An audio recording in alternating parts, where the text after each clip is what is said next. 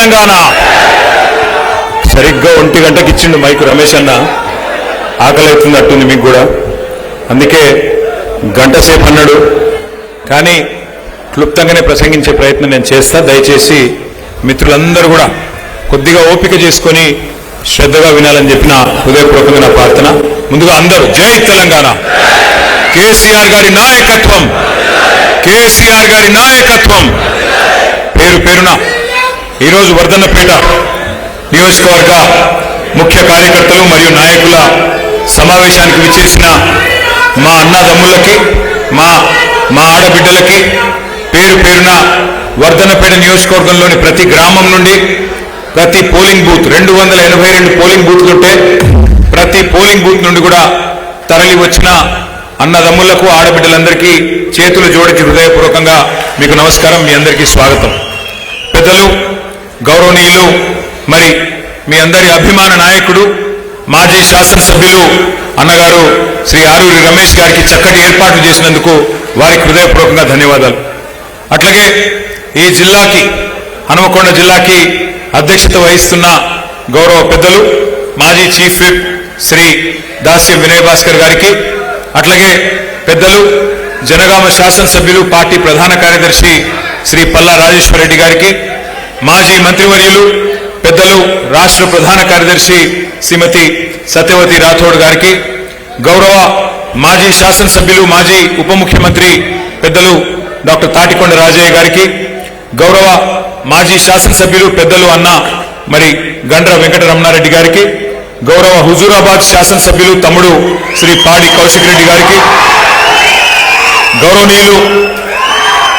గౌరవనీయులు రుణ విముక్తి కమిషన్ మాజీ అధ్యక్షులు సోదరులు శ్రీ నాగుర్ల వెంకటేశ్వర్లు గారికి, మన పార్లమెంట్ నుంచి 2023లో పోటీ చేసిన అన్న మాజీ జిల్లా పరిషత్ చైర్మన్ శ్రీ సుధీర్ కుమార్ గారికి, కూడా మాజీ అధ్యక్షులు గౌరవనీయులు శ్రీ మర్రి యాదవ్ రెడ్డి గారికి, రైతు బంధు సమితి మాజీ అధ్యక్షురాలు సోదరి శ్రీమతి లలితా యాదవ్ గారికి, మా తమ్ముడు ఎమ్మెల్సీగా వీరోచితంగా పోరాటం చేసిన తమ్ముడు శ్రీ ఏనుగు రాకేష్ రెడ్డి గారికి, అట్లాగే వేదిక పైన ఉన్న మరి ఈ నియోజకవర్గానికి ప్రత్యేకంగా ఈ ఎస్ఐఆర్ మరియు మెంబర్షిప్ కార్యక్రమానికి ఇన్ఛార్జిగా విచ్చేసిన తమ్ముడు, యువ నాయకుడు, ఉత్సాహవంతుడు, మన వరంగల్ కార్పొరేషన్ మాజీ డిప్యూటీ మేయర్ శ్రీ మసూద్ గారికి, అట్లాగే మరి వివిధ డివిజన్ల అధ్యక్షులు, గౌరవనీయులైన మాజీ కార్పొరేటర్లు, గౌరవ పెద్దలు, పేరు పేరున అందరికీ, పత్రికా మిత్రులకు అందరికీ హృదయపూర్వకంగా నమస్కారాలు. ఈరోజు ఈ సమావేశం చూస్తూ ఉంటే, మీరు క్రమశిక్షణగా పద్ధతిగా కూర్చున్న పద్ధతి చూస్తుంటే నాకిదేదో కార్యకర్తల సమావేశంలాగా లేదు. తెలంగాణ రణక్షేత్రంలో ఎప్పుడు ఎలక్షన్లు వస్తాయా, ఎప్పుడు కొదమ సింహాల్లాగా దుంకి మరి అటు కాంగ్రెస్ ఇటు బీజేపీని మట్టి కల్పిద్దామా అన్నట్టుగా ఉన్న కొదమ సింహాల్లాగా మీరందరూ కూడా కనబడతా ఉన్నారు. మామూలు విషయం కాదు. 2.5 సంవత్సరాలు అయింది మన పార్టీ అధికారం కోల్పోయి. కానీ పోయింది అధికారం మాత్రమే, ప్రజల అనురాగం పోలేదు, ప్రజల మమకారం పోలేదు. ఎక్కడికి పోయినా రాష్ట్రంలో ఈరోజు, నేను మొన్న ఖమ్మం పోయినాను, నిన్న ఆదిలాబాద్ పోయాను, నిన్న రాజేంద్ర నగర్ పోయాను, ఎక్కడికి పోయినా ఇవాళ రాష్ట్ర వ్యాప్తంగా ఒక్కటే నినాదం మారుమోగుతా ఉన్నది. మోసకారి కాంగ్రెస్ పోవాలే, కేసీఆర్ తిరిగి రావాలే. నాకైతే రాష్ట్ర వ్యాప్తంగా ఉన్న పరిస్థితి చూస్తూ ఉంటే గెలుపు మన తలుపు తట్టడానికి సిద్ధంగా ఉన్న విషయం స్పష్టంగా కనబడతా ఉన్నది. ఎక్కడికి పోయినా ఆదిలాబాద్ టు అలంపూర్, పాలేరు నుంచి ఇక్కడ జహీరాబాద్ దాకా ఎక్కడికి పోయినా గులాబీ జెండా రెపరెపలే కనబడతా ఉన్నాయి. క్యాలెండర్ ఎప్పుడు మారుతుందా, ఎప్పుడు 2028 వస్తుందా, ఎప్పుడు తిరిగి కేసీఆర్ గారు ముఖ్యమంత్రిగా మళ్ళీ తెలంగాణను పట్టాలెక్కిస్తారా అనేదే ఇవాళ రాష్ట్ర వ్యాప్తంగా అందరూ కూడా చూస్తా ఉన్నారు. ఒకటి, మీ పోరాటాలు, ఎక్కడికక్కడ మీరు చేస్తున్న కార్యక్రమాలు మరి ఇవాళ ప్రతి ఒక్కరిలో ఒక ధైర్యాన్ని నింపుతున్నది, కొండంత నమ్మకాన్ని కూడా నింపుతా ఉన్నది. క్షేత్రస్థాయి నుంచి మన పార్టీ కార్యకర్తలు రాష్ట్ర స్థాయి దాకా అందరూ కూడా మరి ప్రజల కోసం కష్టపడతా ఉన్నారు. వాస్తవాలు మాట్లాడుకోవాలి అంటే మీకు తెలుసు, 10 ఏళ్లు చక్కగా పరిపాలించుకున్నాం. 10 ఏళ్లు కేసీఆర్ గారి నాయకత్వంలో బ్రహ్మాండంగా మంచి కార్యక్రమాలు చేసుకున్నాం. ఇవాళ చూస్తే బాధ అనిపిస్తున్నది. అధికారం ఎవరికి శాశ్వతం కాదు. అధికారంలో ఎప్పటికీ మనమే ఉంటాం అనుకోవడం కూడా అత్యాశ అవుతుంది, దురాశ అవుతుంది. ఎప్పుడో ఒకప్పుడు ఎవరమైనా జరిగిపోవాల్సిందే. భూమి మీదకి వచ్చిన తర్వాత ఇక్కడికి వెళ్ళి ఎప్పుడో ఒకప్పుడు పోతాం. అట్లాంటిది అధికారం మనదే శాశ్వతం, ఇదేదో మనకు మాత్రమే గుత్త సొత్తు అనుకుంటే అది కరెక్ట్ కాదు. కానీ బాధ ఎక్కడ అనిపిస్తున్నది అంటే, సరే మనం ఓడిపోయినాం, ఇంకెవరో వచ్చినారు. కానీ వచ్చిన వాళ్ళు మనకంటే తెలంగాణని మరింత మెరుగ్గా చేస్తారేమో అనే విశ్వాసంతో ప్రజలు వారికి అవకాశం ఇచ్చినారు. మనకంటే బాగా ప్రజలకేమన్నా మేలు చేస్తారేమో అనే ఒక అవకాశం వారికి ఇచ్చినారు. కానీ వాళ్ళు చూస్తుంటే ఏ నియోజకవర్గం పోయినా, ఏ జిల్లా పోయినా, రాష్ట్రంలో ఏ మారుమూల పల్లెకి పోయినా ఒకటే ఆవేదన, ఒకటే ఆక్రందన కనబడుతున్నది. 10 ఏళ్లు తెలంగాణ భారతదేశానికే ఒక దీపస్తంభం లాగా, ఒక టార్చ్ బేరర్ లాగా నిలబడ్డది. కానీ ఇవాళ ఒక దశ దిశ లేకుండా పోయింది కాంగ్రెస్ పరిపాలనలో. నిజంగా చెప్పాలంటే దేశమంతా వదిలించుకున్నది ఈ కాంగ్రెస్ అనే దరిద్రాన్ని. దేశం మొత్తం వదిలించుకున్నది, వద్దు నాయనా వీళ్ళని చెప్పి. కానీ మన రాష్ట్రంలో దురదృష్టవశాత్తు 10 ఏళ్ల మన పరిపాలన తర్వాత మరి వీళ్ళు చెప్పిన కల్లబొల్లి మాటలు, వీళ్ళు ఇచ్చిన కల్లబొల్లి హామీలు, 420 హామీలు, 1 కాదు 2 కాదు చెబితే చివరికి కొంతమంది సోదరులు నమ్మి వారిని గెలిపించి వారికి అవకాశం ఇచ్చినారు. కానీ ఇన్ని రోజులు దిక్సూచిలాగా నిలబడ్డ తెలంగాణ దేశానికి ఇవాళ దిక్కుతోచని పరిస్థితి ఎదుర్కొంటున్న మాట మన కళ్ళకు కనబడతా ఉన్నది. ఒక్కసారి గుర్తు తెచ్చుకోండి, ఎన్ని అంతులేని అబద్ధాలు, ఎన్ని అడ్డగోలు హామీలు, ఇవన్నీ కూడా ఇవాళ తెలంగాణ పాలిట ఉరితాళ్ళైన పరిస్థితి మనకు కనబడతా ఉన్నది. 3 నెలల్లోనే 6 గ్యారంటీలు అమలైతాయి అన్నారు. 6 గ్యారంటీలకు మాది గ్యారంటీ అన్నారు ఢిల్లీ నుంచి వచ్చిన పెద్దలు. గ్యారంటీ కార్డు ఇంటింటికి పంచిపెట్టినారు. బాండ్ పేపర్లు రాసిచ్చిండ్రు. బాండ్ పేపర్ మీద, స్టాంప్ పేపర్ మీద రాసిస్తున్నాం, మాది గ్యారంటీ అన్నారు.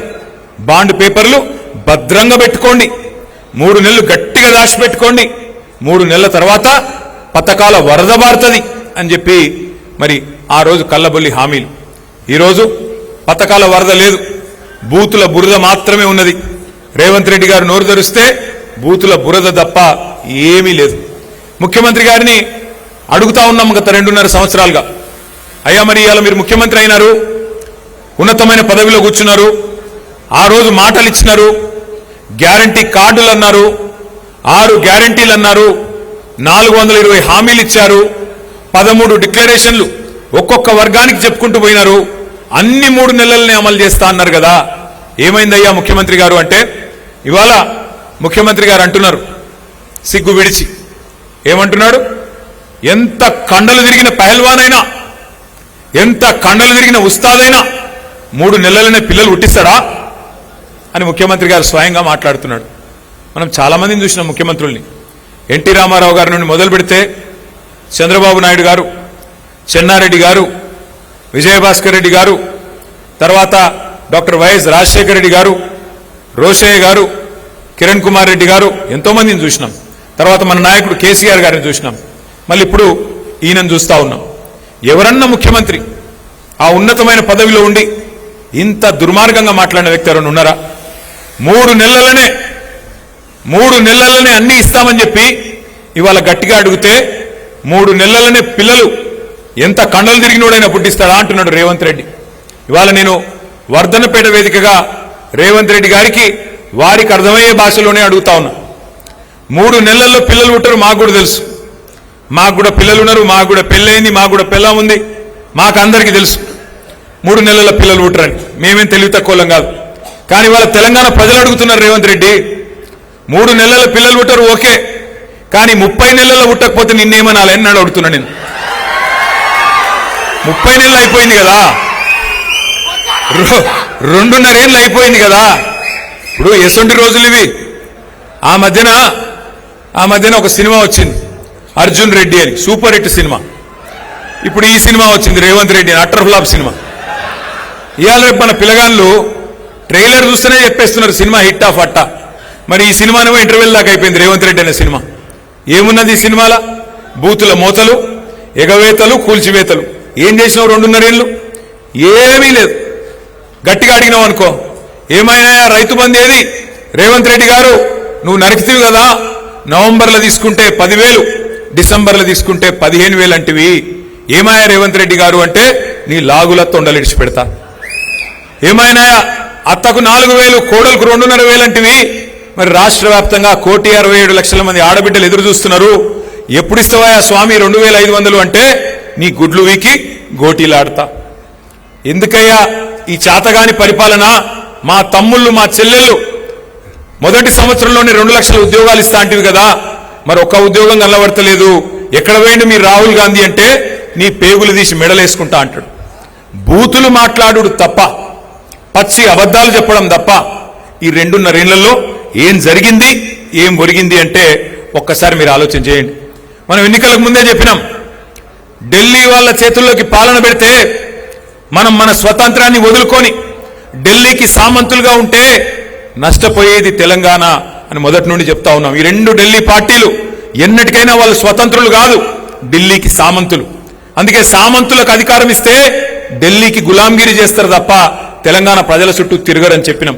అన్నట్టుగానే ఈరోజు మీరు చూడండి, ముఖ్యమంత్రి గారు ముచ్చటగా 30 నెలలు దాటింది ముఖ్యమంత్రి అయి. ఏందయ్యా సాధించిందంటే ఎక్కే విమానం దిగే విమానం.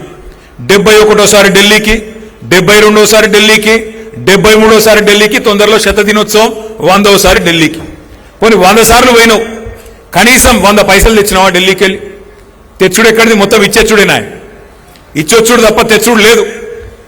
ఇవాళ రైతులకు సంచులు లేవు. మొన్న మొత్తం వరంగల్ అంతా తిరిగినాం, నర్సంపేట తిరిగినాం, మొత్తం జనగామ పోయినాం, అట్లాగే మధ్యలో మన వర్ధనపేట పోయినాం, పరకాల పోయినాం. ఎక్కడెక్కడ కొనుగోలు కేంద్రాలు ఉంటే అక్కడక్కడ పోయినా. లాస్ట్ టైం నేను వచ్చినప్పుడు ఎక్కడ కూడా రైతులు చెప్తున్న మాట ఒకటే, సార్ సంచులు లేవు, బార్దాన్ లేదు, సుతిలు లేదు, నీళ్లు లేవు, ఏం లేవు, కొనుగోలు కేంద్రాలు అడిగేటోళ్ళు లేడని చెప్తున్నారు. ఎక్కడ పోయినాయిరా సంచులు అని చెప్పి నేను దేవులాడినా. ఎక్కడ పోయినాయట? మొత్తం ఢిల్లీకి పోతున్నాయట. మంచిగా సంచులలో నిండా నింపి నెలకొక్కసారి పోయి ఆడ ఢిల్లీలో కప్పం కట్టి సామంతరాజు గారు రెన్యువల్ చేయించుకొని రావాలి. ఇది ఈరోజు తెలంగాణ పరిస్థితి. ఆలోచించండి మీరు కూడా, ఏం లాభం వచ్చింది కాంగ్రెస్ వచ్చిన తర్వాత? ఇవాళ తెలంగాణకు వచ్చిన లాభం ఏంది, తెలంగాణ ప్రజలకు జరిగిన మరి మేలేంది ఆలోచించవలసిన అవసరం ఉన్నది. రైతు బంధు బంద్ అయింది. నేను ఇక్కడ రైతు సంగ్రామ సదస్సు పెట్టి ఇదే వరంగల్లో మే 6 తారీఖు నాడు పోయిన మాసంలో మనందరం కూడా కలుసుకున్నాం. ఆ రోజు అడిగిన నేను రేవంత్ రెడ్డి గారిని, అయ్యా నువ్వే అంటివి కదా, కేసీఆర్ గారు చెప్పినారు రేవంత్ రెడ్డి గాని కాంగ్రెస్ ప్రభుత్వం వస్తే రైతు బంధుకు రామ్ రామ్ అవుతుందని చెప్పిండు. చెప్తే ఏమన్నాడు రేవంత్ రెడ్డి ఆ రోజు? మేమేమన్నా దిమాగ్ లేని వాళ్ళమా, మేమేమన్నా దివానగాళ్ళమా, రైతు బంధు ఎందుకు బంద్ అవుతుందా అని మాట్లాడిండు. ఇవాళ నేను అడుగుతా ఉన్నా రేవంత్ రెడ్డి గారిని, 3 సార్లు రైతు బంధు ఎగ్గొట్టినోని ఏమనాలి? మరి ఏమనాలో గదే అనాలి. ఒక మాట మనం ఆలోచించవలసిన అవసరం ఉన్నది. ఒక రైతు బంధు ఎగ్గొట్టడం మాత్రమే కాదు, ఆఖరికి యూరియా ఇచ్చే దిక్కులేదు ఈరోజు. కేసీఆర్ గారి పరిపాలనలో ఒక్క ఫోన్ కొడితే ఒక ఆటో అన్నకో ఆటో తమ్మునికో పొలం కాడికి వచ్చి యూరియా వేసిపోతుండే. ఇవాళ పరిస్థితి ఏంది? మళ్ళా యూరియా కోసం లైన్లలో నిలబడే రోజులు వచ్చినాయి. మా సత్యవతి రాథోడ్ గారు కూడా పోయి మన లైన్లో నిలబడ్డది, అక్క నాకు కూడా యూరియా కావాలి నా పొలానికి అని చెప్పి. ఒక పరిస్థితి ఇవాళ తెలంగాణలో కనబడతా ఉన్నది. ఈ 30 నెలల్లో జరిగిన వినాశనం, ఈ 30 నెలల కాంగ్రెస్ పరిపాలనలో చూస్తున్న విషాదం బహుశా ఎవరు కూడా ఊహించలేదు, ఎవరు కూడా కనీసం ఆలోచనలకు కూడా రాలేదు. ఏమనుకున్నారు ప్రజలు? ఏమైతే రమేష్ పోతే ఇంకొక ఆయన వస్తాడు, ఏమున్నది పైన బటన్ ఒత్తితే కింద పైసలు పడుతూనే ఉంటాయి అని ప్రజలు కూడా అనుకున్నారు. రైతు బంధు అర్థం కాలే, కేసీఆర్ చేసిన పని అర్థం కాలే, 24 గంటల కరెంటు మర్చిపోయే పరిస్థితి. కానీ ఇవాళ ఒక్కొక్కటిగా అన్ని గుర్తొస్తున్నాయి. అందుకే నేను రమేష్ అన్నకు చెప్పిన, అన్న ఏం నష్టం లేదు, మనకేం వచ్చిన ఇబ్బంది లేదు. ఎందుకంటే అప్పుడప్పుడు గాడిదని చూస్తేనే గుర్రం విలువ కూడా తెలుస్తుంది ప్రజలకు, గాడిదల్ని చూస్తేనే గుర్రం విలువ ఏందో కూడా తెలుస్తుంది, చీకటిని చూస్తేనే వెలుగు విలువ కూడా అర్థమవుతుంది. అప్పుడప్పుడు తెలియాలి, లేకపోతే ఏమవుతుంది? అన్ని ఉత్తగానే వస్తున్నాయి, కేసీఆర్ ఇంట్లోకెళ్ళి ఇస్తుండా, ఇంకొక ఆయన ఇంట్లోకెళ్ళి ఇస్తుండా, ఎవరు ఇంట్లోకెళ్ళి ఇయ్యరు. అందరం ప్రజల సొమ్ముకు ధర్మకర్తలం. ఎవరైనా ఆ ఉన్న 10 పైసలు ఎట్లా వంచాలి, దేనికి పెట్టాలి, పేదవాన్ని ఎట్లా చూసుకోవాలనే చూసుకుంటాం. మనమేమో పేదవాన్ని చూసుకున్నాం, ఆయననేమో పెద్దవాళ్ళని నరుచుకుంటున్నాడు, కమిషన్లు దండుకుంటున్నాడు, ఢిల్లీలో పోయి కప్పాలు కడుతున్నాడు. అందుకే నేను అనేది, కేసీఆర్ గారి పరిపాలనలో తెలంగాణ అంటే సంక్షేమానికి, సకల రంగాల అభివృద్ధికి చిరునామాగా ఉండేది. కానీ ఇవాళ తెలంగాణ సకల సంక్షోభాలకు కేర్ ఆఫ్ అడ్రస్ గా మారింది. మరి ఈరోజు మనం ఒక మాట, గుర్తు చేసుకోవాలి. ఎంత హీనమైన మాట అంటే, ఎక్కడన్నా ఏ నాయకుడైనా ఏం చెప్తాడు, నీకెవరయ్యా ఆదర్శం పరిపాలనలో అంటే ఒక శ్రీరాముడు అని చెప్తారు, ఒక శ్రీకృష్ణుడు అని చెప్తారు, ఒక దేవుడు గురించి చెప్తారు. కానీ రేవంత్ రెడ్డి గారు ఎట్లున్నారు, ఎవరయ్యా నీకు ఆదర్శం అంటే ఒక నరకాసురుడు, ఒక రావణాసురుడిని మించిన హిట్లర్ ఈయనకు ఆదర్శం అట. హిట్లర్ ఐ డెమాలిస్ట్ లైక్ ఎనీథింగ్, సుశీరాన్ని ఎంత బాగా గులగొట్టినో అని చెప్పి బెంగళూరు పోయి గప్పాలు చెప్తున్నాడు రేవంత్ రెడ్డి. అంటే ఆయన వినాశకరమైన ఆలోచన విధానానికి ప్రతీక. కాదు హిట్లర్ను ఆదర్శంగా తీసుకునే వాడికి ఏం చెప్తాం మనం, ఏమని అడుగుతాం మనం? అందుకే నేను మిమ్మల్ని అనేది, ఇవాళ దేశం మొత్తం మన వైపే చూస్తా ఉన్నది. తెలంగాణలో ఈ దిగజారిన రాజకీయం, తెలంగాణలో ఈ తీవ్రమైన దాష్టికం ఏదైతే జరుగుతున్నదో రైతాంగం మీద ఏం జరగబోతున్నది అని చెప్పి మొత్తం దేశం మన వైపే చూస్తా ఉన్నది. అబద్ధాలను నమ్మి ప్రజలు ఇచ్చిన తీర్పు, దానికి ఫలితం ఈ మార్పు. అందుకే ఇవాళ దేశం మొత్తం చూస్తున్నది. ఇందిరమ్మ రాజ్యం అంటే ఇంటింటా సంక్షోభం అని అందరికీ అర్థమైంది. మరి మనందరి మనసులో నిండా ఉంది, మళ్ళా కేసీఆర్ సార్ రావాలి, మళ్ళా వర్ధనపేటలో గులాబీ జెండా ఎగరాలి, మళ్ళా ఆరూరు రమేష్ గారు మళ్ళా మీ నాయకత్వంలో మీ అందరి అభిమానంతో తప్పకుండా తిరిగి ఎమ్మెల్యే కావాలి అనే కోరిక మీ అందరికి ఉన్నది. కానీ కోరిక కేవలం మనసులో ఉంటే సరిపోదు. గట్టిగా మనం పనిచేస్తేనే, గట్టిగా మనం ముందుకు వస్తేనే రేపటి రోజున ఫలితం కూడా వచ్చే అవకాశం ఉంది. ఇవాళ రైతులు తీవ్ర సంక్షోభంలో ఉన్నారు. రైతు బంధుకు రామ్ రామ్, రైతు బీమా కూడా కనీసం కడతలేడు. 7,600 మంది రైతులకు రైతు బీమా కూడా వచ్చిన పరిస్థితి లేదు. యూరియా దొరుకుతలేదు, కరెంటు చక్కగా వస్తలేదు. ఆఖరికి ఇక పంటల కొనుగోలు అయితే నాకంటే బాగా మీకు తెలుసు. కానీ మీకు ఒక మాట చూపెట్టాలి, నేను కూడా ఒక వీడియో తెచ్చిన. పంటల కొనుగోలు విషయంలో కాంగ్రెస్ పార్టీ ప్రతిపక్షంలో ఉన్నప్పుడు ఏం చెప్పింది, వ్యవసాయం గురించి ఏం చెప్పిందో ఒక్కసారి ఆ వీడియో ప్లే చేయాలని మా తమ్ముళ్ళని నేను కోరుతా ఉన్నా. నేను అడుగుతున్నా, నరేంద్ర మోడీ ఒట్లు కొనేది ఉంటే నువ్వేమైనా బ్రోకర్ గాడివి, దళారీ పని చేస్తావా? రాష్ట్ర ప్రభుత్వం దగ్గర డబ్బులు లేవా? 2.5 లక్షల కోట్ల రూపాయల బడ్జెట్ ఉన్నప్పుడు రైతుల దగ్గర కొనాల్సింది నువ్వు. ఇక్కడున్న పేదలు, ఇక్కడున్న రైతులు, ఇక్కడున్న యువకులు, ఇక్కడున్న మహిళలు, ఇక్కడున్న దళితులు, గిరిజనులు, బలహీన వర్గాల బిడ్డలు నీకు ఓటేసి నిన్ను ముఖ్యమంత్రిని చేస్తే నువ్వు కొనకుండా మోడీ కొనాలి, బోడిగాడు కొనాలి అని మోకాలకు బోడిగుండుకు లింకు పెట్టి మాట్లాడుతుండే రాష్ట్ర ముఖ్యమంత్రి. నువ్వు ఓట్లు కొననప్పుడు నీకు గద్దె మీద ఉండే అధికారం లేదు కేసీఆర్. నేను ఈ వేదిక మీద నుంచి మా పెద్దల అనుమతితో చెప్తున్నా, 10,000 కోట్ల రూపాయలు మాకి, మా కాంగ్రెస్ పార్టీ చివరి గింజ వరకు వరి ధాన్యం కొంటుంది, విదేశాలకు ఎగుమతి చేసి రైతులకు గిట్టుబాటు ధర, మంచి ధర 1960 రూపాయలే కాదు 500 రూపాయల అదనపు బోనస్. ఛత్తీస్గఢ్ లో ఎట్లయితే మా భూపేష్ బఘేల్ ముఖ్యమంత్రి ఇస్తుండో 500 రూపాయల అదనంగా బోనస్ ఇస్తాం. ఇప్పుడు ఏం మాట్లాడినో విన్నారా? ముఖ్యమంత్రిని పట్టుకొని ఆ రోజు కేసీఆర్ గారిని పట్టుకొని బ్రోకర్ అన్నాడు. నువ్వేమన్నా బ్రోకర్వా? మోడీ కొంటేనే నువ్వు కొంటావా? 2.5 లక్షల కోట్ల బడ్జెట్ ఉంది, ఎందుకు కొనవు వడ్లు అన్నాడు. కొన్నాడా మరి మొన్న వడ్లు? కొన్నాడా కొనలేదా? మక్కలు కొన్నాడా? ఎన్ని రోజులు ఎదురు చూపులు? 60 రోజులు. నిన్నగాక మొన్న క్యాబినెట్లో నిర్ణయం తీసుకున్నాడు. ఏం నిర్ణయం తీసుకున్నాడు? మోడీ ఎంత కొనమంటే గంతే కొంటా, మోడీ నాకు ఎంత కోటా ఇస్తే గంతే కోటా. ఇప్పుడే తెలియదు మీకు, వచ్చే సీజన్లో తెలుస్తుంది. ఇప్పుడు తెలియదు మనకు, వచ్చే సీజన్లో రైతులకు అర్థమవుతుంది రేవంత్ రెడ్డి గారు తీసుకున్న నిర్ణయం. ఇవాళ ఆయన మాట్లాడిన మాటలు మీరు విన్నారు. 10,000 కోట్ల రూపాయలు ఇస్తే చివరి గింజ దాకా మేమే కొంటాం. ప్రతి పంటకు బోనస్ ఇస్తాం. పత్తికి బోనస్, శనగలకు బోనస్, కందులకు బోనస్, జొన్నలకు బోనస్, వడ్లకు బోనస్, మక్కలకు బోనస్, అన్నిటికీ 500 రూపాయల బోనస్ ఇస్తాం. అట్లాగే వడ్లల్లో కూడా ఆ రోజు చెప్పలే, దొడ్డు వడ్లకి ఇస్తా అన్నాడు, సన్న వడ్లకి ఇస్తా అన్నాడు. కానీ ఇవాళ పరిస్థితి ఏంది? దేనికన్నా బోనస్ వస్తుందా? బోనస్ బోగస్ అయిపోయింది. వడ్లు కొనుడు లేదు, మక్కలు కొనుడు లేదు, పంటలు లేదు. ఆఖరికి మోడీ చెప్పినట్టు ఆయన ఎంత కొనమంటే ఎంత కోటా ఇస్తే అంతకే కొంటా అంటున్నాడు ముఖ్యమంత్రి రేవంత్ రెడ్డి. మరి ఇవాళ నేను కూడా అనొచ్చు, నువ్వు బ్రోకర్వా అని నేను కూడా మాట్లాడచ్చు. కానీ నేనేమంటున్నా అంటే దయచేసి మీరు ఆలోచించండి. ఇట్లాంటి దుర్మార్గమైన ముఖ్యమంత్రి, రైతులను ఏడిపిస్తున్న ముఖ్యమంత్రి, ఆయనను ఎన్ని రకాలుగా తిట్టినా తప్పు లేదు. కానీ సంస్కారం అప్పుడప్పుడు అడ్డం వస్తుంది. ఎందుకంటే ఆయన కూర్చున్న కుర్చీ వస్తుంటుంది. కాబట్టి నేను ఆయన ఏం తిట్టను. కానీ ఒకటి మాత్రం అడుగుతా, మరి అలా రేవంత్ రెడ్డి గారు మోడీ ఏదైతే కోటా ఇస్తాడో ఆ కోటా మందమే నేను కొంటా అంటున్నావు. మరి నువ్వేం చేస్తావు? కేసీఆర్ గారు ఉన్నప్పుడు యూరియా చక్కగా ఇచ్చిండు, కేసీఆర్ గారు ఉన్నప్పుడు విత్తనాలు టైంకి ఇచ్చిండు, కేసీఆర్ గారు ఉన్నప్పుడు నాట్లు వేసేటప్పుడే రైతు బంధు పడ్డది. కానీ నువ్వు వచ్చిన తర్వాత ఇలా రైతు బంధు టైంకు యూరియా దొరకదు, విత్తనాల సరఫరా పోలీస్ స్టేషన్లల్లా, మరి ఆఖరికి పంటల కొనుగోలు మోడీ ఎంత చెప్తే అంతకే చేస్తా అంటున్నావు. మరి నువ్వెందుకున్నావు? నీ దగ్గర మరి ఇంత పెద్ద బడ్జెట్ ఎందుకు? నువ్వెందుకు? నీకు ఆ పదవి ఎందుకు అని నేను అడుగుతా ఉన్నా. ఈ సందర్భంగా ఒక మాట మాత్రం పక్కా, కేంద్రం మీద ఇన్ని రోజులు డైలాగులు కొట్టిండు, చివరి గింజ దాకా కొనకపోతే యుద్ధం చేస్తా పొడి చేస్తా అన్నాడు మొన్న ముఖ్యమంత్రిగా. ఇంతకుముందు చెప్పిన మాటలేమో ప్రతిపక్షంలో ఉన్నప్పుడు 2021-22లో చెప్పిండు. ఈ మధ్యన 4 డైలాగులు కొట్టిండు, అవి కూడా మీకు చూపెడతా. ముఖ్యమంత్రిగా కొట్టిన డైలాగులు పెట్టాలమ్మా. ఇది ముఖ్యమంత్రిగా మాట్లాడిన. ఈనాడు కిషన్ రెడ్డి గారికి విజ్ఞప్తి చేస్తున్నా, తక్షణమే తెలంగాణ రాష్ట్ర ప్రభుత్వం సేకరించిన ఓట్లు తడిసిన ధాన్యంతో సహా కేంద్ర ప్రభుత్వంతో కొనిపించాలి. మా మొక్కలు, మా జొన్నలు, మా పొద్దుతిరుగుడు ఇత్తనాలు కేంద్ర ప్రభుత్వం కొనుగోలు చేయాల్సిందే. ఆ బాధ్యత కిషన్ రెడ్డి గారు తీసుకోవాల్సిందే. తడిసినవైనా మిగతావైనా మొక్కలైనా ఈ ఇత్తనాలు కొనాలన్నా లేకపోతే ఈ ధాన్యం కొనాలన్నా కేంద్ర ప్రభుత్వం ముందుకు రావాలి.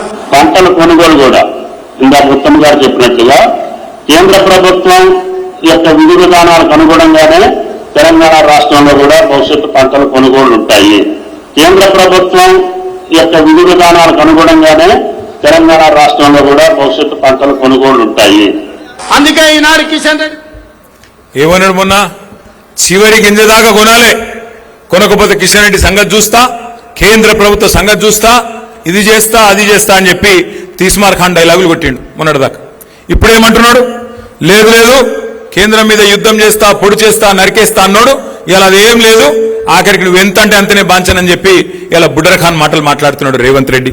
అందుకే నేను అనేది, మనమే మళ్ళీ విజృంభిస్తే తప్ప, మనమే మళ్ళీ కదం దొక్కితే తప్ప ఈ ప్రభుత్వం మారదు, వాళ్ళ ఆలోచన విధానం మారదు. ఒక మాట మాత్రం నేను మీకు చెప్పాలా, ఇవాళ ఏ కాంగ్రెస్ వాడైనా, మీ ఎమ్మెల్యే నాగరాజ్ అయినా రేవంత్ రెడ్డి అయినా అందరూ ఒకటి అబద్ధం నేర్చుకున్నారు, మంచి డైలాగ్ నేర్చుకున్నారు. ఏమైందా పథకాలు ఎందుకు అమలు చేస్తలేరు అంటే, మొత్తం అప్పులపాలైపోయింది, ఆగమైపోయింది, మేమేం చేస్తాం, మా చేతిలో షిప్ ఉన్నది, ఏం చేయాలి, ఏడికెళ్ళి చేయాలి అని మాట్లాడుతున్నారు.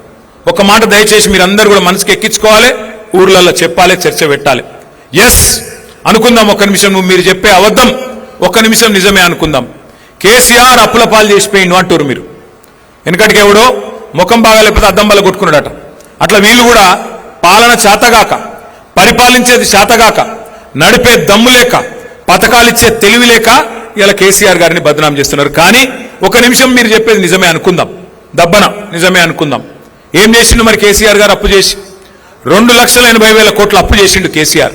ఏం చేసిండు అంటే 1,00,000 కోట్ల రూపాయలు రైతుల ఖాతాల్లో డైరెక్ట్ గా వాళ్ళ ఖాతాలలోనే వేసిండు కేసీఆర్. స్వాతంత్ర భారతదేశ చరిత్రలో ఏ నాయకుడు చేయలే. 11 సార్లు రైతు బంధించి 70 లక్షల రైతుల ఖాతాల్లో 73,000 కోట్లు వాళ్ళ ఖాతాల్లోనే డైరెక్ట్ గా, వాళ్ళు అడగకుండా, దరఖాస్తు పెట్టకుండా, దండం పెట్టకుండా, దఫ్తరుకోకుండా డైరెక్ట్ గా వాళ్ళ ఖాతాల్లో వేసిన ఒకే ఒక్క నాయకుడు కేసీఆర్. 2 సార్లు రుణమాఫీ చేసిండు లక్ష. రెండిటి కలిపితే 29,000 కోట్లు. అంటే ఒక రుణమాఫీ, ఒక రైతు బంధు కలిపితేనే 1,02,000 కోట్లు రైతుల ఖాతాల్లో వేసిన నాయకుడు కేసీఆర్. అట్లాగే మొత్తం 24 గంటల కరెంటు మనకిచ్చేతందుకు రైతులకు కాంగ్రెస్ ఉన్ననాడు కరెంటే దిక్కులేదు. మరి అట్లాంటిది కేసీఆర్ గారు వచ్చిన తర్వాత 50,000 కోట్ల రూపాయలు, సంవత్సరానికి 5,000 కోట్ల రూపాయలు చొప్పున ఉచిత కరెంటుకు రైతులకు ఇవ్వడానికి 50,000 కోట్లు ఖర్చు పెట్టిండు. ఇంకొక 1,00,000 కోట్ల రూపాయలు కేసీఆర్ గారు మరి మన రాష్ట్రంలో ఉన్న విద్యుత్ పంపిణీ వ్యవస్థను మంచిగా చేసేందుకు పెట్టిండు. అంటే ఒక రైతులకు కరెంట్ ఇచ్చేందుకే 1,50,000 కోట్లు. అవును, కేసీఆర్ అప్పు చేసిండు. ఏం చేసిండు? రైతులకు బ్రహ్మాండంగా కాళేశ్వరం అనే ప్రాజెక్టు కట్టి 40 లక్షల ఎకరాలకు నీళ్లిచ్చి తెలంగాణలో ఒక్క రంగారెడ్డి మహబూబ్ నగర్ జిల్లా తప్ప 8 జిల్లాలకు ఇవాళ కాళేశ్వరంతోని నీళ్ల వల్ల లాభం జరిగింది. హైదరాబాద్ తాగునీటితో సహా కాళేశ్వరం ప్రాజెక్టు వల్ల 1,00,000 కోట్లు పెడితే 8 జిల్లాలకు లాభం జరిగింది, పాత 8 జిల్లాలకు. అట్లాగే కేసీఆర్ అప్పు చేసిండు, నిజమే అనుకుందాం. 1022 గురుకుల పాఠశాలలు పెట్టిండు కేసీఆర్. 1 కాదు 2 కాదు, మన పిల్లలకు 6.5 లక్షల మంది పిల్లలకు ఒక్కొక్క పిల్లోడి మీద 1,20,000 రూపాయలు ఖర్చు పెట్టి వాళ్లకు మంచి విద్యాబుద్ధులు నేర్పించిండు కేసీఆర్. అవును, కేసీఆర్ అప్పు చేసిండు. ఏం చేసిండు? 14 లక్షల మంది పిల్లలకు, ఆడపిల్లలకు ఒక మేనమామలాగా కళ్యాణ లక్ష్మి, షాదీ ముబారక్ పేరు మీద ఒక్కొక్కరికి 1,00,000 రూపాయలు ఇచ్చి లగ్గం చేసిండు కేసీఆర్. అవును, కేసీఆర్ అప్పు చేసిండు. 15 లక్షల మందికి ఆడపిల్ల పుడితే 13,000, మగపిల్లగాడు పుడితే 12,000 రూపాయలు ఇచ్చిండు కేసీఆర్. అవును, కేసీఆర్ అప్పు చేసిండు. చేసి ఏం చేసిండు? 200 రూపాయల పెన్షన్ను 2,000 చేసిండు. 46 లక్షల మందికి పెన్షన్లు ఇచ్చిండు కేసీఆర్. కేసీఆర్ అప్పు చేస్తే ఇంకా చెప్పమంటే ఇంకో గంట చెప్తా. జిల్లాలు కట్టించిండు, కలెక్టరేట్లు కట్టించిండు, కొత్త కమిషనరేట్లు కట్టించిండు, బ్రహ్మాండంగా కొత్త పంచాయతీలు చేసిండు, తాండాలను పంచాయతీలు చేసిండు, కొత్త రెవెన్యూ డివిజన్లు, కొత్త మున్సిపాలిటీలు, కొత్త మండలాలు. కేసీఆర్ గిన్ని చేసిండు 10 ఏళ్లలో. నేను రేవంత్ రెడ్డిని అడుగుతున్నా, రైతు వేదికలు కట్టిండు కేసీఆర్. నువ్వేం చేసినావు?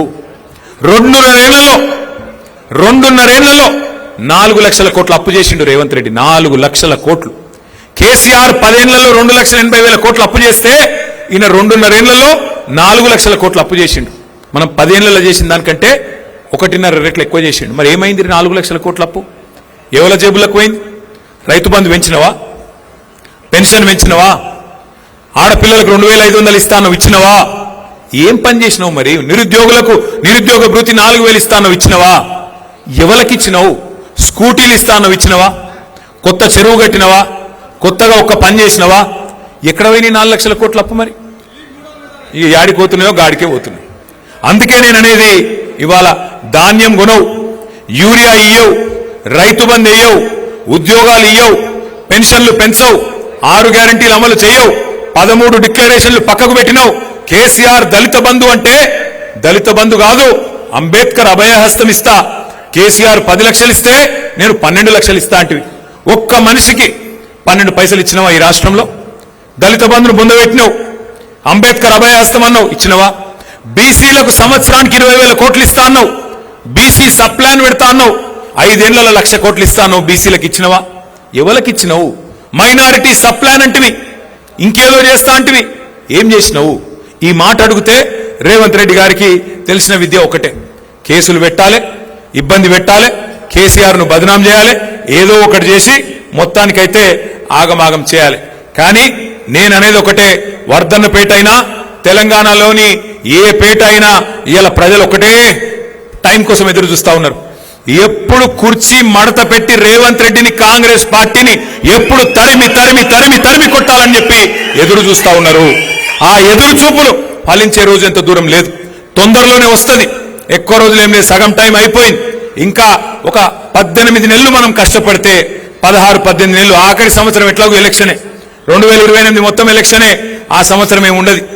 ఇక ఆ తర్వాత కాంగ్రెస్ వాళ్ళు అధికారంలోకి వెళ్ళి దిగిపోయిన తర్వాత, రేవంత్ రెడ్డి గారు పదవిలోకి వెళ్ళి దిగిపోయిన తర్వాత, నేను ఇవాళ చెప్తున్నా, రాసి పెట్టుకోండి, రేవంత్ రెడ్డి మాజీ ముఖ్యమంత్రి అయిన తర్వాత ఆయన పక్కకెళ్ళి పోతుంటే కూసున్న కుక్క కూడా లేవదు. ఆ పరిస్థితి వస్తుంది. ఇవాళ ఏదో అధికారం ఉంది కాబట్టి నడుస్తున్నది డ్రామా, గాని రేపటి రోజున కూసున్న కుక్క కూడా నేను చూసి లేవది. గా పరిస్థితి తెచ్చుకుంటా ఉన్నావు నువ్వు. నేనేదో కోపంతోనో బాధతోనో చెప్తలేను, ఏదో అసూయతోనో చెప్తలేను, ఉన్న వాస్తవాన్ని చెప్తా ఉన్నా. ఇంకొక మాట కూడా నేను చెప్తున్నా, యాద పెట్టుకోండి, మనకు ఒక రకంగా అధికారం పోయి మంచే జరిగింది. ఎందుకంటే కుండ వలిగితే వలిగింది కానీ కుక్క బుద్ధి తెలిసిందన్నట్టు అయింది. ఇవాళ ఎవడు మనోడు, ఎవడు మనోడు, ఎవడు నిజమైన కార్యకర్త, నిజమైన తెలంగాణ బిడ్డ, ఎవడు నిజమైన కేసీఆర్ బిడ్డ ఇవాళ తెలిసింది. అందుకే నేను మీకు మాటిస్తా ఉన్నా, పోయిన 10 ఏళ్లు కొన్ని తప్పులు జరిగినాయి, నేను ఒప్పుకుంటా. కార్యకర్తలు, ఉద్యమకారుల విషయంలో మనం ప్రభుత్వంలో పడి నీళ్లు ఇయ్యాలి, కరెంట్ ఇయ్యాలి, మనం తెలంగాణను పట్టాలెక్కియాలి, నెంబర్ 1 చేయాలి, అదే ఆగంలో ఉరికినాం. సొంత ఇల్లు కట్టుకుంటే ఎట్లయితే ఒక తదేక దీక్షతో పనిచేస్తామో అట్లా పనిచేసినాం. ఎందుకంటే కష్టపడి తెచ్చిన రాష్ట్రం, మన నాయకుడు ప్రాణాలు మరి పనంగా పెట్టి తెచ్చిన రాష్ట్రం. ఈ రాష్ట్రాన్ని నవ్వేటోన్ ముంగట జారిపట్టేట్టు చేయొద్దు అని చెప్పి 10 ఏళ్లు తపస్సు లెక్క అభివృద్ధి యజ్ఞం చేసినాం. కానీ నేను మీకు మాటిస్తున్నా, వచ్చే 5 ఏళ్ళు అట్లుండదు. వచ్చే 5 ఏళ్లు కార్యకర్తల అభివృద్ధి లక్ష్యంగా, కార్యకర్తలను మంచిగా చూసుకోవడమే లక్ష్యంగా పనిచేస్తాం. ఇదేదో మీ సప్పట్ల కోసం ఇంకో దానికోసం నేను చెప్తలేను. నేను ఎందుకు చెప్తున్నా అంటే 25 ఏళ్లు నిండింది పార్టీ. ఇంకొక 25 ఏళ్ళు ఇంకో 50 ఏళ్ళు పార్టీ ఉండాలంటే మూల స్తంభాలు మీరు, నిలబెట్టేది మీరు. నేనైనా రమేష్ అన్నైనా మేము ఇక్కడ నిలబడి ఉపన్యాసం ఇవ్వగలుగుతామో 100 మందిని గెలవగలుగుతాం. కానీ గ్రామ గ్రామాన కేసీఆర్ గారి పేరు చెప్పి కేసీఆర్ గారిని గట్టిగా కాపాడుతున్నది, మాకు కొండంత విశ్వాసాన్ని ఇస్తున్నది మీరు. కాబట్టి వచ్చే 5 ఏళ్ళు నేను మళ్ళా చెప్తా ఉన్నా, వచ్చే 5 ఏళ్ళు ఏది మర్చిపోం. మనని ఇబ్బంది పెట్టినోని మర్చిపోం, మన మీద కేసులు పెట్టినోని మర్చిపోం, అట్లాగే మనతో నిలబడ్డోళ్ళని కూడా మర్చిపోము. తప్పకుండా నేను చెప్తున్నాను, కేసీఆర్ సార్ అంత మంచోన్నైతే కాదు. వచ్చే 5 ఏళ్ళు చిట్టినాయుడికి ఆయన బృందానికి సినిమా చూపెట్టే బాధ్యత నాది. పక్కా ఇడిసిపెట్ట. రిటైర్ అయినా, పారిపోయినా, సప్త సముద్రాల అవతల దాక్కున్నా, ఎవడెవడైతే మా కార్యకర్తలను సతాయించిండో ఒక్కొక్కరిని లెంకులాడి దేవులాడి తెచ్చి మీ ముంగట నిలబెట్టే బాధ్యత నాది. వదిలిపెట్టే సమస్య లేదు. ఇది నేనేదో ఊరికే చెప్పట్లేదు, గుర్తు పెట్టుకోండి. కానీ మళ్ళీ రమేష్ అన్న వాళ్ళని తీసుకొని రావద్దు, అన్న ఇవి మంచోడేనే అని మళ్ళీ తీసుకురావద్దు. ఎవడు లంగనో, ఎవడు దొంగనో, ఎవరి రంగేందో, రుచేందో, ఎత్తేందో, పొడివేందో అందరికి అర్థమైంది. అందుకే గట్టిగా ఉండాలి. ఇయ్యాల ఎవరైతున్నారో నికార్సుగా వాళ్ళే నాయకులు. మీరే ఎంపీటీసీలు కావాలి, మీరే జెడ్పీటీసీలు కావాలి, మీరే కార్పొరేటర్లు కావాలి, మీరే కథానాయకులు కావాలి, మీరే రేపు రాష్ట్రాన్ని నడపాలి, మీ జిల్లాని నడపాలి అని నేను కోరుతా ఉన్నా. దయచేసి మరి ఆ పరిస్థితి రావాలి, మళ్ళా కేసీఆర్ ముఖ్యమంత్రి కావాలి అంటే ఏం చేయాలి? 2 పనులు చేయాలి. మనం ఏం చేయాలి? ఒకటి, తప్పకుండా మన మెంబర్షిప్ కార్యక్రమాన్ని సీరియస్ గా తీసుకోవాలి. అందులో మరి చాలు చేశారా మెంబర్షిప్ కార్యక్రమాన్ని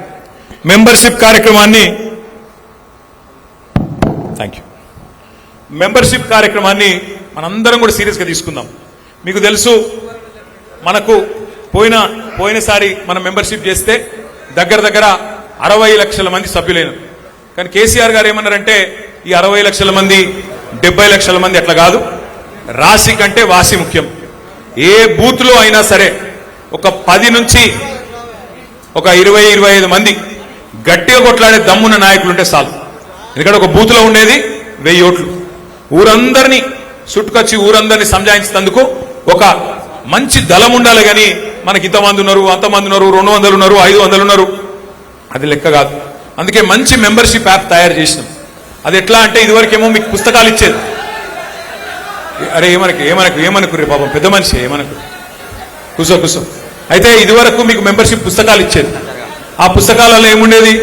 పేరు, తండ్రి పేరు, అడ్రస్, ఓటర్ ఐడి నెంబరు అని చెప్పి మీ అందరికీ ఆ కాగితాలు ఇస్తే, పుస్తకాలు ఇస్తే మీరు నింపుకొని వచ్చేది, సభ్యత్వ రుసుము కట్టేది, మళ్ళీ పార్టీ ఆఫీస్కి ఇచ్చేది. కాకపోతే చాలాసార్లు ఏమవుతుందో నాకెరికే మీకెరికి, మీ నాయకులు గ్రామ స్థాయిలో నాయకులు ఉంటారు, మీరు మీ ఇంట్లో కూర్చొని రాస్తూనే ఉంటారు. రే వాడు మనోడేనారా, మనోడే, రాయి అని చెప్పి ఎక్కడోళ్ళు అక్కడ రాసుకున్నాడు తప్ప ఇల్లులు తిరిగి చేయరు. అందుకే ఈసారి ఏం చేసినామంటే, మనం ఇవాళ రేపు సినిమా టికెట్లు ఫోన్లోనే కొంటున్నాం, ట్యాక్సీలు ఫోన్లోనే, తిండి ఫోన్లోనే కొడుతున్నాం, అన్ని ఫోన్లోనే నడుస్తుంది. ఇవాళ రేపు టీవీలు చూసుడు తగ్గింది, పేపర్లు చదువుడు తగ్గింది. ఏమనంటే ఫోన్ పట్టుకున్నాడు ఇట్లా ఇదే నడుస్తున్నది ఇవాళ రేపు. అందుకే మరి ఇలా పిల్లలు కూడా బాగా తేజున్నారు, మన యువకులు, మన కార్యకర్తలు. అందుకే ఏమనుకున్నామంటే ఈసారి మన మెంబర్షిప్ కూడా, మన సభ్యత్వ నమోదు కూడా డిజిటల్ పద్ధతిలో మంచిగా కొత్త తరహాలో చేయాలి అని ఆలోచన చేసింది. అంటే ఏంటిది డిజిటల్ పద్ధతి అంటే? ఏం లేదు, మెంబర్షిప్ ఒక యాప్ ఉంటుంది. మీకు ప్రతి బూత్ లో మీకు ఒక 2 పిల్లలకి, చాకు లాంటి పిల్లలకు ట్రైనింగ్ ఇస్తాం, పార్టీ ట్రైనింగ్ ఇస్తుంది. ట్రైనింగ్ లో కూడా పెద్ద అందులో ఆగమయ్యేది ఏం లేదు.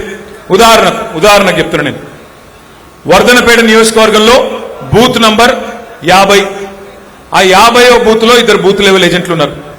ఆ 2 బూత్ లెవెల్ ఏజెంట్లు ఎవరైతున్నారో వాళ్లకు మెంబర్షిప్ యాప్ లో ఆ బూత్ లోని ఓటర్ల పేర్లు మాత్రమే కనబడతాయి. వేరే పక్క బూత్ కనబడది, యువతల బూత్ కనబడదు, 51 కనబడది, 49 కనబడదు. మీ బూత్ లో ఉండే కార్యకర్తల పేర్లు మాత్రం, మీ బూత్ లో ఉండే ఓటర్ల పేర్లు మాత్రమే మీకు కనబడతాయి. మీరు ఇంటింటికి పోవాలి. పోయినాక ఉదాహరణకు అక్కడ ఒక ఆయన రమేష్ అని ఉన్నాడు, మీరు ఏం లేదు, ఆ యాప్ లో రమేష్ అని కొడితే ఆ మీ బూత్ లో ఉండే రమేష్ల పేర్లు అన్ని వస్తాయి. అందులో అసలు రమేష్ ఎవరు, మీరు చూస్తున్న రమేష్ ఎవరో, ఆరూరి రమేషా లేకపోతే ఇంకో రమేష, జోరిక రమేషా చూసుకోవాలి. అది ఒత్తాలి. ఒత్తినాక ఆయన పేరు, తండ్రి పేరు, అడ్రస్, ఓటర్ ఐడి అన్ని వచ్చేస్తాయి ఆటోమేటిక్ గా. మీరు మళ్ళీ టైప్ చేసే అవసరం లేదు, ఆటోమేటిక్ గా యాప్ లోకి ఎక్కుతుంది. మీరు రెండే పనులు చేయాలి. ఒకటి, వెంటనే ఆయన ఫోన్ నంబర్ తీసుకోవాలి. ఫోన్ నంబర్ కూడా వెంటనే ఆయన ఎంటర్ చేయాలి. ఎంటర్ చేస్తే ఓటీపీ వస్తుంది. ఓటీపీ అంటే ఎరికే కదా, ఎరికేనా కాదా? 1 టైం పాస్వర్డ్. ఎందుకు అది కూడా? ఎవరైనా ఇట్లనే తప్పుడు నెంబర్లు ఇస్తే అని కరెక్ట్ నెంబర్ ఇచ్చి రిలైజ్ చూసుకున్నందుకు ఓటీపీ వస్తుంది. ఆ ఓటీపీ కొట్టంగానే ఆ ఫామ్ సేవ్ అవుతుంది. ఇంకోటి ఫోటో కొట్టాలి. ఫోటో వెంటనే అదే యాప్లో ఫోటో తీసుకోవాలి. ఫోటో అందులోనే ఉంటుంది. ఫోటో ఎందుకు? మీకు రేపు ఈ మెంబర్షిప్ తర్వాత ప్రతి ఒక్కరికి ఒక బ్రహ్మాండమైన కార్డు, డిజిటల్ కార్డు, మంచి కార్డు ఈరోజు ఇది చేసుకున్నాం కదా, ఇటువంటి కార్డు మీ అందరికీ ఇవ్వడం జరుగుతుంది. ఇది ఎందుకు? రేపు మనం అధికారంలోకి వచ్చిన తర్వాత ఈ కార్డు ఇట్లా మీరు కీసలు పెట్టుకొని ఏ ఆఫీస్కి పోయినా వాళ్ళు సల్యూట్ కొట్టి మీకు పని చేయాలి, మంచిగా గౌరవం ఇవ్వాలి, తప్పకుండా రేపు రోజున మంచిగా చూసుకోవాలనే ఉద్దేశంతో ఆ కార్డు. అట్లే ఇంకొక పని కూడా చేస్తున్నాం. ఇప్పుడు నేను చెప్పేది డేంజర్ ముచ్చట. చాలా మంది ఏం చేస్తారు, ఆడికాడికి ఎక్కడో అక్కడనే ఆయనతో నింపేస్తారు, అక్కడనే కూర్చొని నింపుతారు. ఈ యాప్లో ఏం పెట్టినామంటే ఈసారి మీరు ఎక్కడ ఉన్నారో తెలుసుకునే తందుకు ఒక బటన్ కూడా పెట్టినాం. ఆ బటన్ ఒత్తితే జీపీఎస్ అంటే తెలుసు కదా, లాటిట్యూడ్, లాంగిట్యూడ్, నువ్వు రమేష్ ఇంటి ముంగట్టున్నావా, నీ ఇంట్లో ఉన్నావా, అది కూడా తెలిసిపోతుంది. ఇక తప్పించుకునే అవకాశం లేదు. నీ ఇంట్లో కూర్చొని నువ్వు మొత్తం సపడే కళ్ళ మొత్తం రాసినవా, లేకపోతే నిజంగానే కరెక్ట్గా చేసినవా, ఇది కూడా తెలిసిపోతుంది. కాబట్టి మెంబర్షిప్ యాప్ ఏదైతున్నదో ఇది తొందరలోనే బూత్కి 2 చొప్పున మీకు ట్రైనింగ్ చేయడం జరుగుతుంది. దయచేసి మరి వర్ధనపేటలో గతంలో మీరు 1,00,000 ఓట్ల మెజారిటీతో గెలిచిన నియోజకవర్గం వర్ధనపేట, 99,000 చిల్లర ఓట్లతో గెలిచిన నియోజకవర్గం. మెంబర్షిప్ లో కూడా 282 బూత్లలో నంబర్ 1 గా వర్ధనపేట నిలబడాలి. మరి దానికి బాధ్యత మీరే తీసుకోవాలని చెప్పి నేను మిమ్మల్ని అందరినీ కోరుతా ఉన్నాను. రమేష్ అన్న కంటే ఎక్కువ బాధ్యత మీదే. ఇంకొకటి, ఇక రెండో కార్యక్రమం, ఒకటి యూత్కే ఇస్తాం. తమ యూత్ కాకపోతే ఫోన్ ఎవరికి నడిపిస్తుందిరా, మీకే నడిపిస్తుంది. రెండవది SIR అనే కార్యక్రమం చాలా అవుతుంది. SIR, ఈ SIR గురించి దయచేసి ఒక 5 నిమిషాలు జాగ్రత్తగా వినాలి. ఒక చిన్న ప్రజెంటేషన్ కార్యక్రమం ఉన్నది. ఈ SIR అంటే ఏంది, SIR అంటే ఏంది ఒక్కసారి ఆ స్క్రీన్ చూడాలి, మీరు అక్కడ చూడాలి. జర దయచేసి అందరు కూడా ఒక 5 నిమిషాలు జర మీరు అడ్డమట్టు ఉండకూడతాం, కూర్చొని ఆడికే పోన్నా. సరే, నన్ను అటు పోమంటారు, అటే పోతాయి. SIR అనే కార్యక్రమం ఏంటిది, ఆ స్క్రీన్ దయచేసి ఒక 10 నిమిషాలు, ఒక 5-10 నిమిషాలు ఒడగొట్టుకుందాం. జర దయచేసి అందరు కూడా శ్రద్ధ పెట్టాలి. ఈ SIR అంటే ఏంది? SIR అంటే ఇదేదో కొత్త విషయం కాదు, బ్రహ్మ పదార్థం కాదు. SIR అంటే స్పెషల్ ఇంటెన్సివ్ రివిజన్. ఓటర్ లిస్టును జల్లెడబట్టే కార్యక్రమం, ఓటర్ లిస్టును వడవోసే కార్యక్రమం SIR. ఇందులో ఏం లేదు, 4 విషయాలు, ఇందులో ముఖ్యమైన విషయాలు. SIR అనేది మరి మీకు డౌట్ రావచ్చు, అరే ప్రతి సంవత్సరం కూడా మనం ఓటర్ లిస్టులో మార్పులు చేర్పులు ఉంటాయి కదా, కొత్తగా ఎవరికైనా 18 ఏళ్ళు నిండితే వాళ్ళ పేరు రాసుకోవచ్చు కదా, మరి ఇదేం కార్యక్రమం అని చెప్పి మీకు అనుమానం రావచ్చు. ప్రతి సంవత్సరం జనవరి 1 నాడు ఎవరోళ్ళకు 18 ఏళ్ళు నిండుతాయో వాళ్ళ పేర్లు రాయించుకోవచ్చు. కానీ దీని ప్రత్యేకత ఏంటి అంటే ఇది ఇంటింటికి అధికారులు వస్తారు. ప్రతి సంవత్సరం మనం పోయి రాయించుకోవాలి అధికారుల దగ్గరికి, కానీ ఈసారి అట్లా కాదు, ఇంటింటికి అధికారులు వస్తారు. మరి నెక్స్ట్ స్లైడ్. SIR లో ప్రత్యేకత ఏంటి అంటే భారతదేశంలో SIR మొదటిసారి జరుగుతలేదు. ఇదివరకు 13 సార్లు జరిగింది, ఈసారి జరిగేది 14వ. లాస్ట్ టైం ఎప్పుడు జరిగింది అంటే మన దేశంలో, మన రాష్ట్రంలో, మన జిల్లాలో 2002లో జరిగింది. మళ్ళా ఇప్పుడు జరుగుతూ ఉన్నది, 24 ఏళ్ల తర్వాత ఇప్పుడు జరుగుతుంది. మరి ఇప్పుడు ఏం జరుగుతుందంటే నెంబర్ 1, 2002లో ఆ రోజు ఉన్న ఓటర్ లిస్ట్, అప్పుడు వర్ధనపేట కాన్స్టిట్యున్సీ ఈ రోజున్న వర్ధనపేట కాన్స్టిట్యున్సీ కాదు, అప్పుడు జనరల్ సీట్ ఉండే, అప్పుడు ఆంధ్రప్రదేశ్ రాష్ట్రం ఉండే, ఇప్పుడు తెలంగాణ. అప్పటి వర్ధనపేట వేరు, ఇప్పటి వర్ధనపేట వేరు. కాబట్టి అప్పటి ఓటర్ లిస్టు, ఇప్పటి ఓటర్ లిస్టు రెండు పక్కపక్కన పెట్టుకొని అధికారులు 25 తారీఖు లోపల పోల్చి చూసుకుంటారు. అంటే మీకు 2002లో ఉదాహరణకి ఇప్పుడు ఆరూరి రమేష్ గారు ఉన్నారు. ఆరూరి రమేష్ గారికి 2 పిల్లలు, ఒక బాబు, ఒక పాప. 2002లో ఆరూరి రమేష్ అన్న ఆయన భార్య పేరు మాత్రమే, తల్లిదండ్రి పేరు మాత్రమే ఓటర్ లిస్టులో ఉన్నది. కానీ 2025 ఓటర్ లిస్ట్, మొన్న లేటెస్ట్ ఓటర్ లిస్ట్ చూస్తే అందులో విశాల్ పేరున్నది, బిడ్డ పేరు కూడా ఉన్నది. ఇప్పుడు మరి అధికారులు ఏం చేయాలి? ఈ విశాలు అన్న బిడ్డ పేరేంది మర్చిపోయాను, అక్షిత విశాల్, వాళ్ళిద్దరు కూడా ఆరూరి రమేష్ గారి పిల్లలు అని చెప్పి లింక్ చేయాలి, ఫ్యామిలీ మ్యాపింగ్ చేయాలి. 2002లో లేదు, ఇప్పుడున్నది 25లా, కాబట్టి 2 లింక్ చేయాలి. లింక్ చేయాలంటే ఏం చేయాలి? ఒక ఫారం నింపాలి, ఒక ఎన్యూమరేషన్ ఫారం అని ఉంటుంది, ఆ ఫామ్ నింపాలి. ఇది వాళ్ళ ఇంటింటికి వచ్చినప్పుడు ఇది మామూలుగానే చేసే కార్యక్రమం. మెయిన్ పని అదొకటే, ఫ్యామిలీ మ్యాపింగ్ చేయాలి. అట్లాగే ఎవరన్నా 18 ఏళ్ళు నిండితే వాళ్ళ పేరు యాడ్ చేపియాలి, అలా చేర్పించాలి. చచ్చిపోయిన వాళ్ళు ఎవరైనా ఉంటే వాళ్ళ పేర్లు డిలీట్ చేపియాలి. అట్లాగే మరి ఎవరన్నా మీ ఇంటికి కొత్త కోడలు వచ్చిందనుకో, వేరే ఊరికి వెళ్ళి వేరే నియోజకవర్గంకి వెళ్ళి మీకు మీ కొడుకు పెళ్లి చేసుకున్నాడు, కోడలు వచ్చింది, ఆ కోడల పేరు ఇక్కడ రాపియాలి, అక్కడ తీపియాలి వాళ్ళ సొంతూరులో. అట్లాగే మీ బిడ్డ ఇక్కడికి వెళ్ళి ఇంకొక ఆడికి పోయిందనుకో, ఈడ తీపియాలి, ఆడ రాపియాలి. గంతే, చేరికలు తీసివేతలు, ఇంత తప్ప ఇలా పెద్దది ఏం లేదు. కానీ నెక్స్ట్ స్లైడ్. అయితే ఇక్కడ ముఖ్యమైన మాట ఏంటంటే ఇది ఒకటి చూసుకోండి. జూన్ 25 అంటే ఈ నెల 25వ తారీఖు నుంచి 2-3 రోజులల్లా ఇంటింటికి ఆఫీసర్లు వస్తారు. ఆఫీసర్లు అంటే వాళ్ళెవరో విదేశాలకు వెళ్ళి రారు, మీ దగ్గర ఉండే అంగన్వాడీ టీచర్లే బూత్ లెవెల్ ఆఫీసర్. ఇప్పుడు మీరందరూ బూత్ లెవెల్ ఏజెంట్లు ఇక్కడ ఉన్నారా? సార్ చేయలేవట్టు మీ అందరికి బ్యాగులు ఇచ్చిరా? ఆ బ్యాగ్ ఒకసారి చూపెట్టు. బ్యాగులు ఏమైనా ఉతానే ఇచ్చిండా, పైసలు ఏమైనా పెట్టిండా రమేష్ అన్న? జర మంచిగా పట్టుకోరు, మంచిగా ఉన్నాయి బ్యాగులు, బాగున్నాయి. అయితే ఈ బ్యాగులలో పుస్తకాలు ఉన్నాయి, ఆ పుస్తకాలు చూసిరా లేదా? ఒక పని చేయండి, బ్యాగ్ మంచిగా కొంటపోయి ఇంట్లో అల్మార్లో పెట్టుండ్రి, మళ్ళా పొరపాటును కూడా తీసి చూడకురి. అంతే కదా, నాకు తెలుసు మీరు తీసుకుపోయి లోపల వాడేస్తారు, ఇట్లా మళ్ళీ తీసేది లేదు చూసేది లేదు. జర దండం పెడతా తీసి చదువుండ్రి, అలా చాలా ముఖ్యమైన మాటలు. ఇక ఈ డేట్లు చూసుకోండి. డేట్లు ఏమిటి అంటే జూన్ 25 నుంచి జూలై 24 దాకా నెల రోజులు ఇంటింటికి అధికారులు వస్తారు. ఇంటింటికి అంటే ఇప్పుడు మీరు బూత్ లెవెల్ ఏజెంట్లు ఉన్నారు, బూత్ లెవెల్ ఆఫీసర్లు ఉన్నారు. ఒక బూత్ లో ఉండేదే 1000 ఓట్లు. 1000 ఓట్లు అంటే 300 నుంచి 350 ఇండ్లు. నెల రోజులలో 350 ఇండ్లు తిరగాలి.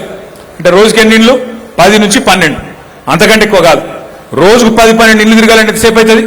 2 గంటలు అవుతుంది. ఆ 2 గంటల కంటే ఎక్కువేం కాదు.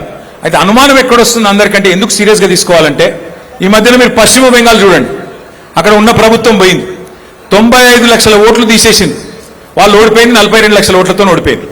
బీహార్లో 65 లక్షల ఓట్లు తీసేసింది, అక్కడ లాలూ ప్రసాద్ యాదవ్ గారి పార్టీ ఓడిపోయింది. గట్లనే ఏమైనా లంగతనం ఉంటుందా? అట్లనే ఏమన్నా మళ్ళీ కింద మీద చేసే ఆలోచన ఏమైనా ఉంటుందా?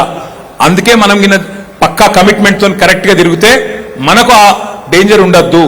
మళ్ళా కేసీఆర్ గారు ముఖ్యమంత్రి కావాలంటే ఈ ఎక్సర్సైజ్ కొద్దిగా మంచిగా చూసుకోవాలి, మళ్ళా మన ఓట్లు ఎక్కడ కూడా పోకుండా చూసుకోవాలన్న ఉద్దేశంతోనే ఈ శిక్షణ కార్యక్రమం ఈరోజు పెట్టుకుంటా ఉన్నాం. నెల రోజులు తిరిగినాక 31 జూలై రోజు లిస్టు వాళ్ళు ఎలక్షన్ కమిషన్ వాళ్ళు బూత్ వైజ్ పెడతారు. మీకేమైనా అనుమానం ఉందనుకో, అరే గిన పేరు తప్పు పడ్డది, ఇగో ఈ చచ్చిపోయిన వాళ్ళ ఓటు ఇట్లే ఉంది, లేదా ఇగో ఈ అమ్మాయి పేరు మీద అబ్బాయి ఫోటో పడ్డది అని ఉంటే ఒక నెల రోజులు టైం ఉంటుంది. మొత్తం ఆగస్టు నెలంతా మనం అబ్జెక్షన్ ఫైల్ చేయొచ్చు. ఫామ్ 6, ఫామ్ 7, ఫామ్ 8 ఈ 3 రకాల ఫామ్స్ ఉంటాయి.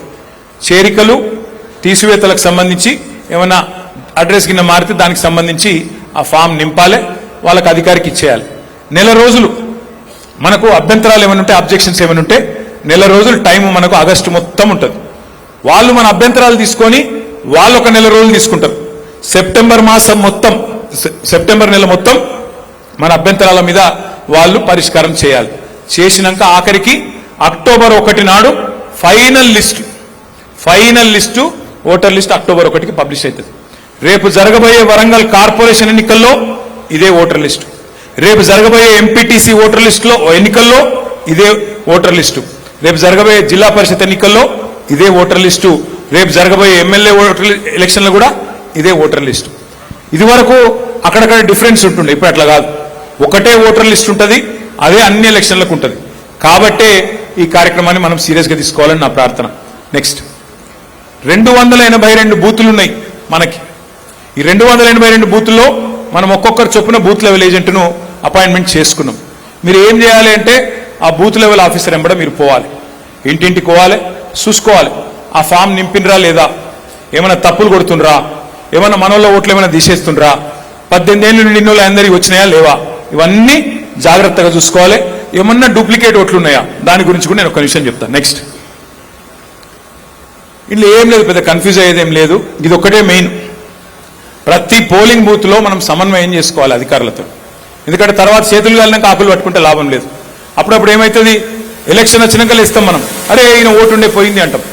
అదేదో ఇప్పుడే చూసుకున్నాం అనుకో మంచిగా బ్రహ్మాండంగా మనకు పని చేసుకుంటే అయిపోతుంది. ఒక ఆంగ్లంలో ఒక మంచి సామెత ఉంది. ఏం సామెత అంటే, the more you sweat in peace the less you bleed in war.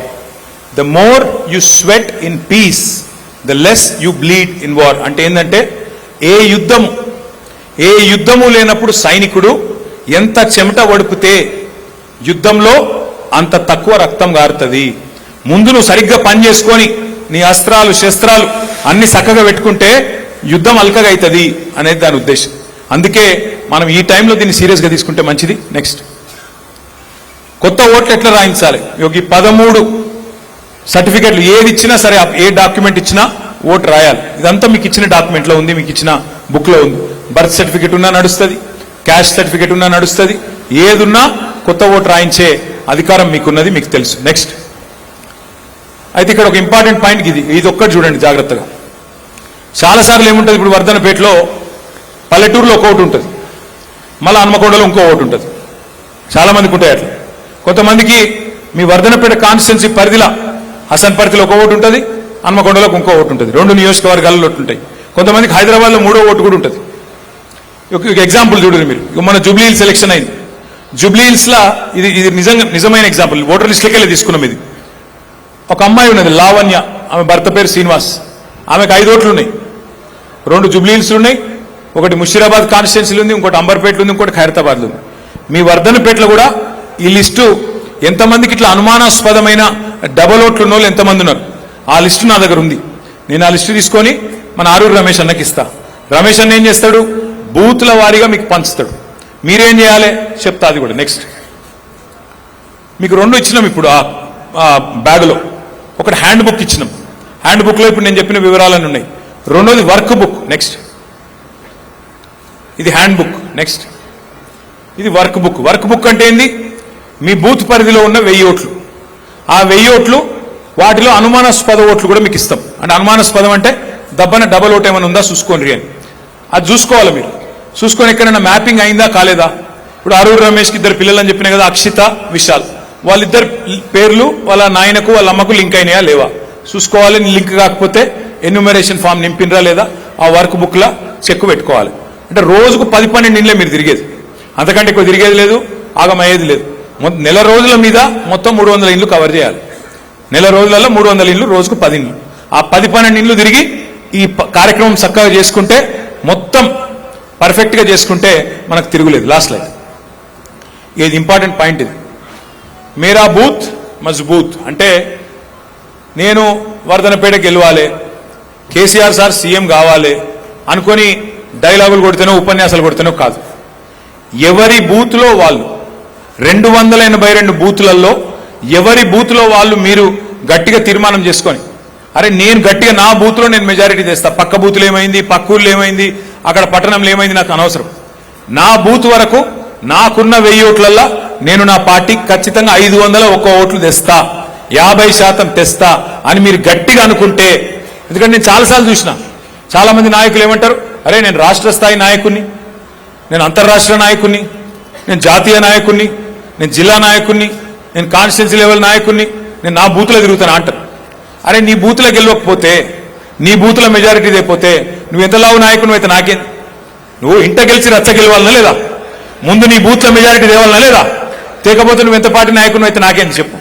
అందుకే నేను అంటున్నా, మీరు 282 బూతులలో ఏ బూతుల్లో ఆ బూత్లో గట్టిగా కూర్చొని మరి తీర్మానం చేసుకొని గట్టిగా ఈసారి గులాబీ జెండాకు నా బూత్లో నేను మెజారిటీ తెస్తా, నా బూత్లో నేను మెంబర్షిప్ లో కూడా నెంబర్ 1 ఉంటా అని మీరు గట్టిగా అనుకుంటే తప్పకుండా కేసీఆర్ గారు ముఖ్యమంత్రి అవుతారు. మళ్ళా మీ అందరి దయతోని రమేష్ అన్న మళ్ళీ ఒక్కసారి అసెంబ్లీకి వస్తాడు. కాబట్టి మిమ్మల్ని అందరినీ ప్రార్థించేది, మిమ్మల్ని అందరినీ కోరేది, నేల విడిచి సాము చేయకండి. మీ బూత్లల్లో మెంబర్షిప్ మంచిగా చేసుకోండి, మీ బూత్లలో SIR కార్యక్రమం జాగ్రత్తగా నిర్వహించుకోండి. తప్పకుండా మీ అందరికీ కూడా నేను మళ్ళీ ఒకసారి చెప్తా ఉన్నా, ఈసారి గవర్నమెంట్ వచ్చినాక ఇదివరకు తిరిగి ఏమైనా చిన్న చిన్న పొరపాట్లు తప్పులు జరిగింటే వాటిని మాత్రం పూర్తి స్థాయిలో అన్ని సవరించుకుంటాం. మీ బాగోగులు మీ సంక్షేమమే లక్ష్యంగా పనిచేస్తాం. తెలంగాణను తిరిగి పట్టాలు ఎక్కిస్తామని చెప్పి మీ అందరికీ కూడా విజ్ఞప్తి చేస్తూ పేరు పేరున ఓపికగా విన్నందుకు ధన్యవాదాలు తెలియజేస్తూ అన్ని పిడికిలు లేవాలి. జై తెలంగాణ. కేసీఆర్ గారి నాయకత్వం. జై తెలంగాణ. దయచేసి ఎవరు వచ్చినా ఫోటోలు దిగారు, ఒక్కొక్కరు రాని, ఇట్లా రైట్ నుంచి రావాలి, రైట్ నుంచి రావాలి. ఎవరు ఎందుకు రానిచ్చిళ్ళు రారు, ఎవరు రారు. అరే తొందర ఒక్క బాబు భుజం మీద చేసి దిగుతాడు. No selfie.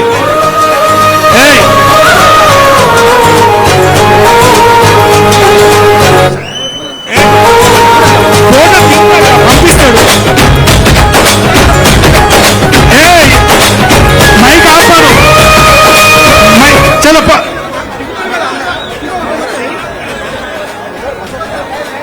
అరే బాబు ఇటు ఇట్లా నడు. కెమెరామెన్